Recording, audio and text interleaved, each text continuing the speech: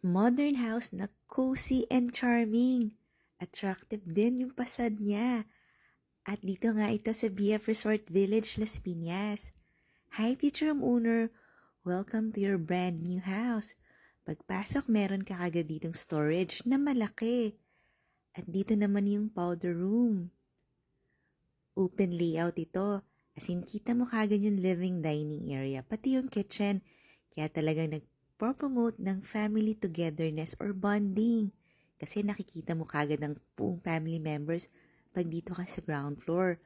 Ang lot area nito ay nasa 287 square meters.